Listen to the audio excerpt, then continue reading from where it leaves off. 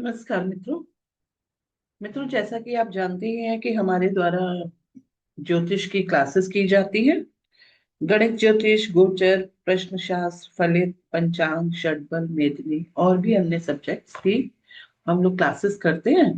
तो अगर आप लोग ज्वाइन करना चाहते हैं हमें, हमारे वीडियोस आपको अच्छे लगते हैं, तो आप दिए गए नंबर पे, ये व्हाट्सएप नंबर है और एक और कॉलिंग नंबर भी दिया गया है, आप इन नंबर पे कांटेक्ट करके क्लासेस कर सकते हैं। हम एक नई क्लास शुरू कर रहे हैं जो अप्रैल में स्टार्ट होगी, 18 अप्रैल से, और उसमें हम षटबल पढ़ाएंगे। षटबल और अष्टक वर्ग पढ़ाएंगे। मेन सब्जेक्ट उसमें अष्टक वर्ग रहेगा। अष्टक वर्ग पढ़ने के बाद षटबल आ जाएगा। तो आप अगर उसको ज्वाइन करना चाहते हैं तो आप कर सकते हैं सहर्ष। चलिए आज के सब्जेक्ट पर आगे बढ़ते हैं। आज का सब्जेक्ट हम लोग जो त्रिफला ज्योतिष बुक पढ़ रहे हैं उसमें बेड़ा जातक हमने स्टार्ट कर लिया है, और इसी में हमने 7 श्लोक पढ़े थे जिसमें जाना था कि निषेक काल से लेकर जन्म काल तक के 10 मासों के प्रति मास का स्वामी निम्नलिखित ग्रह है। अब ये हम लोग बात कर रहे थे गर्भावस्था की, गर्भ से में बच्चा हो कैसा रहेगा इसके बारे में। तो देखिए लास्ट में इन्होंने कहा है 8वां श्लोक, कहते हैं अब सगर्भा स्त्री के नाश का योग कहते हैं। कभी कभी बहुत प्रॉब्लम आ जाती है तो उसके बारे में बात की है। कह रहे हैं कि चंद्रमा से पाप ग्रह चौथे में हो और मंगल अष्टम में हो।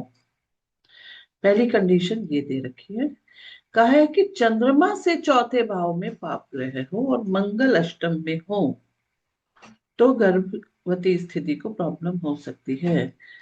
अगर उसके कुंडली में चंद्रमा से चौथे घर में पाप ग्रह हो, या गोचर के समय भी ऐसा हो तब भी समझा जा सकता है। यदि सप्तम में सूर्य और मंगल लगन में हो तो गर्भिणी की शस्त्र से मृत्यु हो, अर्थात प्रसव न हो सकने के कारण जो ऑपरेशन किया जावे उससे। ठीक है, ऑपरेशन के दौरान ही डेथ हो जाए। यदि चतुर्थ में मंगल, द्वादश में सूर्य हो तो जो ऊपर में 2 में बताया गया है वही फल माने। ठीक है, तो ऑपरेशन के दौरान ही प्रॉब्लम हो सकती है, इस चीज को ध्यान रखना चाहिए। अब आता है 9वां श्लोक। इसमें गर्भिणी की मृत्यु के 3 योग बताए गए हैं। क्षीण चंद्रमा और मंगल दृष्ट शनि लगन में, यानी कि चंद्रमा और मंगल लगन में है। चंद्रमा और मंगल लगन में है और चंद्रमा कैसा है? क्षीण है। क्षीण चंद्रमा किसे कहते हैं? कि शुक्ल पक्ष की अष्टमी से लेकर, ये एक जनरल पॉइंट ऑफ व्यू है, अष्टमी से लेकर अष्टमी तक के चंद्रमा को तो बलि कहा जाता है। ठीक है, शुक्ल पक्ष की अष्टमी से कृष्ण पक्ष की अष्टमी तक के चंद्रमा को बलि कह दिया जाता है, और बाकी के दिनों के जो चंद्रमा होते हैं वो क्षीण होते हैं और उनमें बल भी नहीं होता, इसलिए वो निर्बली भी होते हैं। ठीक है, अब आगे देखें। तो कह रहे हैं क्षीण चंद्रमा मंगल और मंगल शनि लगन में हो। क्षीण चंद्रमा मंगल दृष्ट शनि लगन में हो। यहाँ पर मंगल और ये हो चंद्रमा, चंद्रमा क्षीण है, शनि ने दृष्टि देते। कोई सी भी दृष्टि हो सकती है, यहां से भी हो सकती है, यहां से भी हो सकती है और यहां से भी हो सकती है। ठीक है, अब जैसे पहला इन्होंने कहा था कि चंद्रमा से चौथे घर में पाप ग्रह हो तो शनि भी हो सकते हैं, तो भी दृष्टि दे रहे होंगे। आगे देखें, कह रहे यदि शुभ ग्रह लगन को न देखते हो और पाप ग्रह द्वादश में हो, ये भी ध्यान रखना है। ठीक है, कि लगन को कोई शुभ ग्रह नहीं देख रहे, इसको हम स्क्रॉल कर लेते हैं। लगन को कोई शुभ ग्रह नहीं देख रहे और पाप ग्रह द्वादश भाव में हो। यदि चंद्रमा और लगन पाप मध्य हो और शुभ ग्रह की चंद्रमा या मंगल पर दृष्टि ना हो। ठीक है, पाप मध्य आप लोगों ने पाप कर्तरी शब्द सुना होगा। ठीक है, चंद्रमा और लगन दोनों को बोला है, और लगाया है, या नहीं लगाया। जहां पर या कहना होता है वहां पर या लिख दिया जाता है।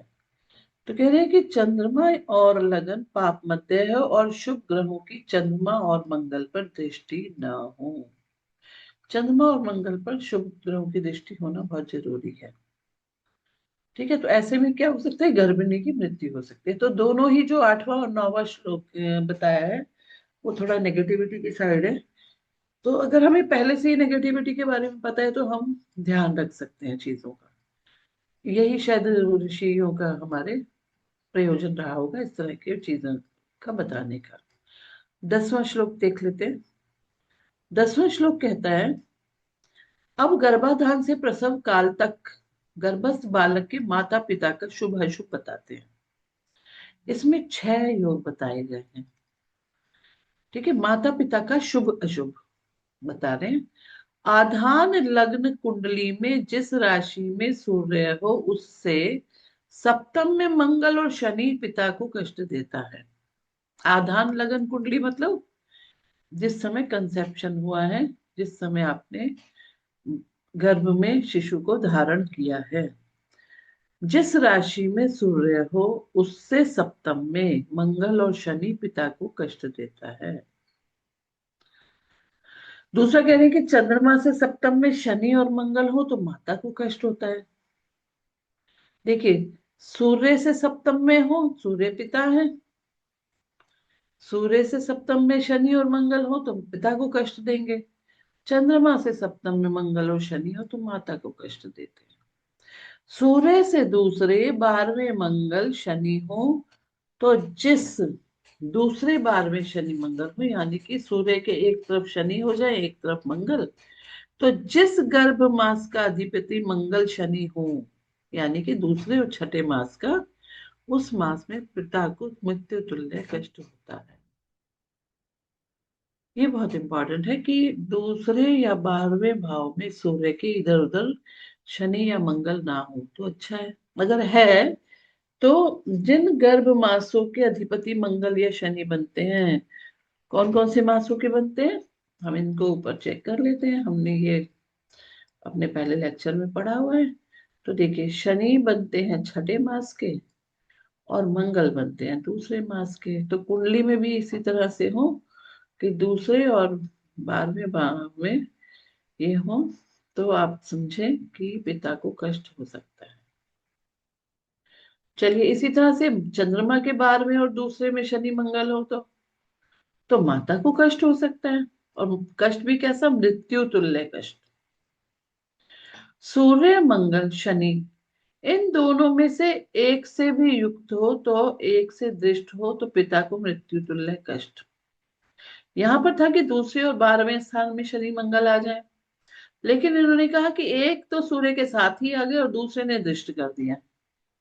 और सेम कंडीशन चंद्रमा के साथ हो जाए कि शनि मंगल में से एक युद्ध हो जाए चंद्रमा के साथ और दूसरा उसको देख ले तो माता को मृत्यु तुल्य कष्ट हो सकता है। ठीक है, तो ये जो आज हमने बातें पढ़ी हैं कि गर्भावस्था में बच्चे का ध्यान कैसे रखें, माता अपना ध्यान कैसे रखे, पिता अपना ध्यान कैसे रखे, इस बात को समझने के लिए ये सूत्र बहुत इंपॉर्टेंट है। अब हम आगे बाद में पढ़ेंगे अगले लेक्चर में। आशा है आपको अच्छा लग रहा हो।